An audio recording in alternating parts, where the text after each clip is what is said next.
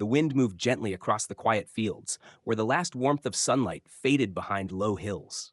Shadows stretched long and slow, blending into the soft earth as evening took its place. A cool hush settled over the land, like a woolen blanket pulled across a resting body. There were no roads here, no sounds of wheels or footsteps, only the hush of grass swaying and the distant call of a night bird, echoing once, then gone. Above, the sky dimmed into a deepening blue, stars beginning to blink through a veil of soft clouds. The moon had not yet risen, but its pale glow was waiting just beneath the horizon, patient and still. You could almost hear the silence, as if the air itself had paused to breathe. A candle flickered behind a small window in the distance, and smoke from a fire curled upward into the coming night.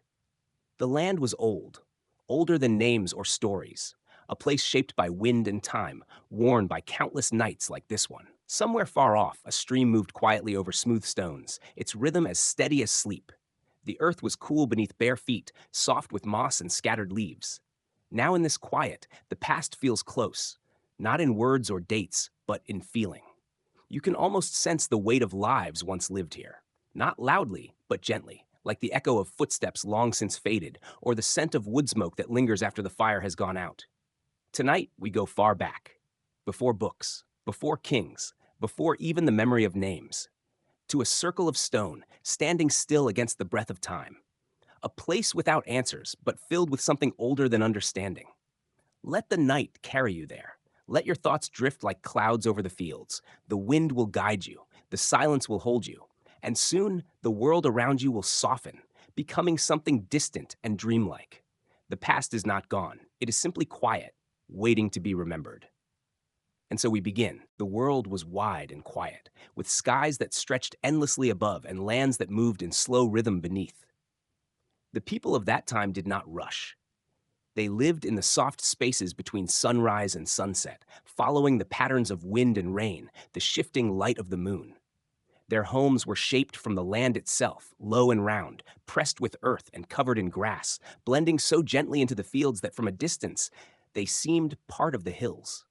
Each morning arrived gently, with mists curling low over the ground and birds calling softly from the trees. The air smelled of damp leaves and the faint sweetness of wild herbs crushed underfoot. Smoke rose in thin threads from quiet hearths. The stones underfoot were worn smooth by many bare feet, passing slowly, year after year, without ever needing to hurry. There were no roads, only paths. And those paths moved with the land, curving with the hills, circling the forests, always following the easiest way forward. The wind carried the scent of water and the whisper of faraway firelight, drifting from one place to another with no beginning and no end. Children played in silence, their laughter light and brief like the flutter of birds. They chased shadows and traced patterns in the dirt with sticks, their voices never rising far above a whisper. The world around them was large and soft, filled with sounds that were gentle and old. The rustle of leaves, the splash of a deer stepping through a stream, the distant groan of trees moving together in the breeze. In the center of this land, there was a place that felt different. A place where the ground rose gently, not with the jaggedness of mountains, but with a soft insistence, as if something beneath the surface had pushed upward long ago and settled into stillness. Here, tall stones stood in a great circle, their surfaces marked by time and wind. The stones were cool to the touch, worn by seasons and silence. Some leaned ever so slightly as if pausing mid-thought. Others stood firm, unshaken by the centuries. Around them, the grass grew thick and undisturbed, and the air always felt a little more still, a little more held. Birds circled but rarely landed. Even animals stepped softly near the edge and did not linger. The people of the land did not speak of these stones with certainty. They did not name them. They did not explain them, but they came to them, quietly, often, not to pray, but simply to be near.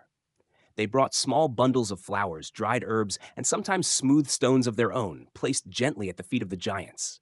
And then they would sit, still, breathing slowly. No one rushed at Stonehenge. Time there was not measured. The sun moved above, casting long shadows that drifted like smoke across the earth, but no one watched closely. They simply stayed until it felt right to leave. It was not a place of answers. It was a place of stillness, where the silence was so deep it became its own kind of sound, where the weight of the sky pressed just a little more softly and the breath of the earth felt slower, deeper, older. It was the heart of the land, not marked on maps, but felt in the bones. And even those who did not understand it fully returned again and again, drawn not by curiosity, but by comfort. The same way one might return to a familiar dream. He was called Ewan, not by name, for names held little weight in those days, but by the tone of voice his mother used when calling him home through the fog. His life moved in rhythm with the land. Slow mornings, long shadows, quiet afternoons spent beneath trees or beside streams that knew no maps. He lived in a round dwelling pressed gently into the hillside, its roof of earth blooming with grasses and small yellow flowers. Smoke from the hearth curled up through a hole in the ceiling, joining the mist that often lay like a soft veil over the valley. Ewan rose with the sun, but not in haste. There was no bell to ring, no task to summon him quickly. He sat on the edge of his bedding, woven from reeds and covered in fur, and listened to the world before opening his eyes fully. Birds fluttered in the branches above, calling to each other through the early chill. His breath left his chest in slow clouds, and he pressed his feet into the dirt floor to feel the coolness of the earth. His hands moved quietly, reaching for his tunic of softened hide, worn smooth from years of use. He stepped outside and blinked against the brightness, though the sun still hung low.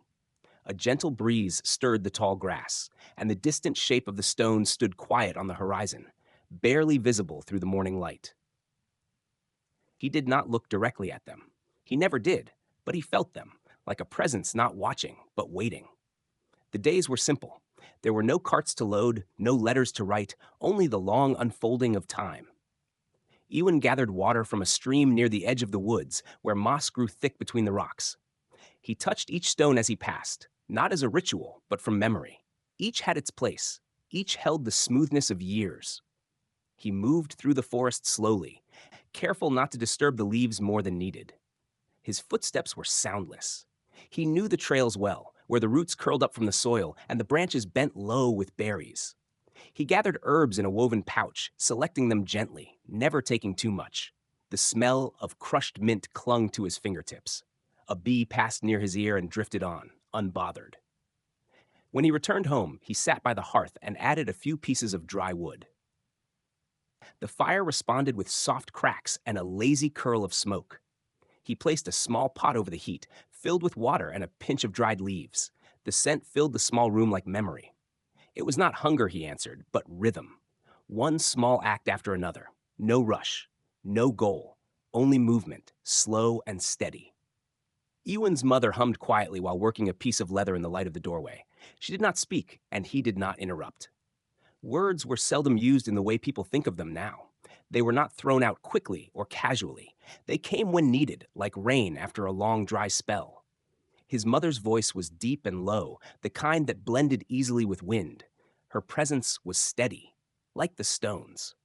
As the sun rose higher, Ewan stepped out again and followed the path up the hill. Not for a reason, not for a purpose, but because the day was long, and the breeze was soft, and the stones stood there, always waiting. His hands brushed through the wildflowers as he walked. His steps were unhurried. His eyes were half closed, not from sleep, but from calm. He reached the edge of the clearing and stood still. The circle of stone was ahead. He did not enter. Not yet. He sat at the base of a small tree and watched as the light shifted across the grass. Time passed, though he did not measure it. There was no need. There was only breath. And the slow moving of shadows across ancient ground. The morning deepened, and the sun crept a little higher, though its warmth came softly, like a quiet hand resting on the shoulder. Ewan rose without thought and began walking along the outer edge of the meadow, his fingers trailing through the tops of tall grass. The land undulated in gentle waves, and each step was light, placed with care and ease.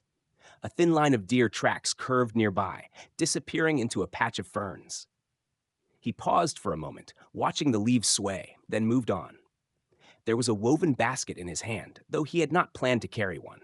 It had simply been beside the door when he left, and now it swung quietly from his arm, half full with smooth stones, soft feathers, and one or two flowers not yet wilted. He followed a path without shape, one that wound between old trees and alongside shallow streams, moving only as the earth allowed. The woods near the stones were hushed, not silent, but close to it. The sound of his feet brushing over moss and twigs barely rose above the whisper of wind. A bird stirred on a branch but did not call. Leaves fluttered, then fell still. Ewan's eyes moved slowly across the underbrush, noting where the wild garlic grew thick and where the mushrooms pressed their pale caps up through damp soil. He knelt beside one, not to take it, but simply to see. The way the earth pushed upward, the pattern of its edges. He reached out and touched the stem with the back of his fingers, then stood again, leaving it undisturbed. His journey was not one of destination, but of being. The way each movement brought him more deeply into the present, like sinking softly into water. A small clearing appeared ahead, where a tree had fallen long ago, and the sunlight reached through in golden ribbons.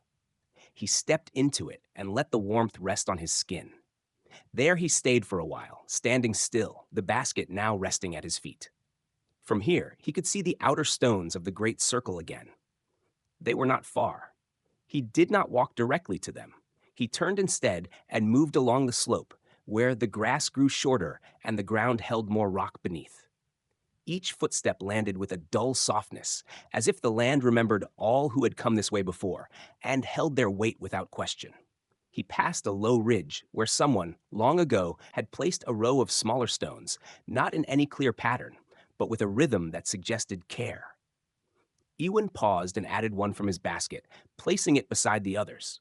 It made no sound when it landed, only joined the stillness. He breathed in the scent of the sun-warmed grass and the faint sharpness of lichen growing on old bark. Somewhere nearby, a hare darted across the field, its movement sudden but silent, leaving behind only a slight trembling in the grass. The circle grew nearer, though he did not notice the distance close. It was as if it had drawn him in without pulling, like the moon calls the tide without a sound. He crossed a shallow dip in the land and rose again into the wide, open ring. The stones loomed above him, tall and still, each one different in shape, but united in their quiet. Ewan stepped between two uprights and entered the inner circle. He did not bow. He did not speak. He simply walked, slowly, letting the air touch his skin, letting his breath match the rhythm of the place. The basket, now nearly empty, swayed lightly at his side. He placed a feather at the base of one stone, then walked on. A flower joined another stone, and then a smooth pebble placed near a cluster of moss.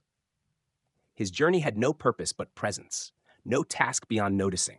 The way the light moved across stone, the way the shadow of one upright leaned across another, the quiet of the space between them. He sat at last near the center and placed the basket down beside him. The earth was cool, but not cold. The wind moved gently, stirring his hair. The sky above was vast and pale. A single cloud drifted by, its edges dissolving in the light. Time passed, not in hours, but in breath. The stones did not change. The light did. The silence did. Ewan did not need to move. The journey had brought him here, and there was nothing more to seek. Nothing more to hold, only stillness, only stone, only the soft rhythm of the earth beneath. The light had begun to lean toward evening, softening at the edges, turning golden and slow. Ewan stood once more, his hands empty, the basket left beside the stones. He did not need it now. He stepped back through the wide circle, between the tall uprights that cast long shadows across the field. The air felt cooler than before, touched with the hush that always arrived at the edge of night. He walked along the ridge slowly, following no clear trail, only the gentle rise and fall of the land beneath his feet. The grasses brushed against his legs, and his tunic shifted with the breeze. Birds moved above, quiet and unhurried, their wings gliding on the last warm currents of the day. The sun hung low in the sky, its light filtered through a thin layer of clouds, turning the world into a soft painting of gold and gray. As he passed beneath a tree, he reached up and brushed his fingers along the underside of a branch, where leaves trembled lightly in the wind. His touch stirred nothing. The tree remained still. Further down the slope, the stream glimmered faintly, a silver thread through the darkening green. He knelt beside it and cupped his hands to gather the cool water. It slid over his skin like silk, running down his wrists and returning to the flow without resistance. He drank slowly, eyes half closed, listening to the gentle sound of the current weaving between stones. The water carried no urgency. It simply moved, always toward some place beyond the reach of thought. He sat by the edge for a while, letting the breeze pass across his face, the faint scent of earth and bark rising around him. When he rose again, the sky had deepened to a shade of soft blue, and the first star flickered in the east. He began the walk home, his body swaying gently with each step, as if rocked by the rhythm of the land itself. His shoulders were loose, and his hands remained open at his sides, feeling the breath of the wind and the last warmth of the day slip between his fingers. Smoke from his hearth wound upward as he reached the edge of the small home, the thin line of it blending with the darkening sky. He stepped inside and let the woven mat fall across the doorway behind him. The fire had grown low, glowing in soft red beneath the last blackened pieces of wood. He knelt beside it and fed it gently, one piece at a time, the flames rising with a sleepy sigh. His mother sat nearby, wrapped in a blanket of woven wool, her eyes closed, her breath steady. She was not asleep, but near it. Ewan sat beside her and pulled another blanket across his knees. The warmth of the fire touched his cheeks, and the scent of the herbs he had gathered earlier still lingered in the corners of the room. No words were needed. The day had spoken in its own way, in wind and stillness, in the hush of the stones and the rhythm of footfalls through the grass. The air inside the dwelling was thick with rest, like a lullaby without melody, carried only on the quiet of breath. Outside, the stars were multiplying, one after another, forming patterns no one tried to name. A silence wrapped around the hills like a gentle shawl, and the grasses leaned into each other as if settling down for sleep. The fire cracked softly. Ewan's eyes lowered, not from tiredness, but from peace. The world did not end. It simply quieted. One moment fading into the next like the sky turning darker with each passing breath. There were no questions, no answers, only the slow drawing in of night, the soft hush of the land at rest. The night pressed gently against the world, not with weight, but with stillness. The fire inside the small home glowed low and steady, its light flickering softly across the walls, painting slow, golden shapes that moved like breath. Ewan lay beneath a woven cover, his eyes half closed, watching the dance of the flames through the narrow gap between his lashes. Each flicker rose and faded, like the rhythm of a distant tide. Outside, the wind had stilled. The trees no longer rustled, the grasses no longer swayed. Even the stream, ever moving, now seemed to hush itself in the quiet of the night. Stars shimmered above, not bright, but soft, like dust caught in the light. They stretched across the sky in wide, silent clusters, familiar yet unreachable. The stones, far across the field, stood as they always had, untouched by the passing of the day. They did not sleep. They did not wake. They simply were, wrapped now in shadow, part of the earth, part of the sky. The darkness around them was not empty. It was full of silence, full of memory. Ewan's breathing slowed, in, then out, in, then out. The firelight dimmed. The warmth of the blanket pressed gently against his skin. He could still smell the faint trace of herbs from the fire, the memory of the path through the woods, the cool water on his hands. His thoughts softened. They no longer moved in lines, but in shapes, not of words, but of colors, of sounds. The low hum of the wind returning, the brush of feathers, the echo of footsteps over moss, each sound blurred into the next, folding into silence. Time no longer moved forward. It circled like the stones without beginning or end. His breath moved like the wind across the field, slow and gentle, untouched by need. There were no dreams now, only images. Soft light on stone, a bird's wing, a cloud passing before the moon. The past was near, not as memory, but as presence. And the present was no longer separate from sleep. It wrapped around him, thick and kind, like the shadows along the hills. His heartbeat matched the hush of the night. The fire flickered once more, then rested. And then there was only stillness. Breath, and then nothing but the soundless rhythm of the world at peace.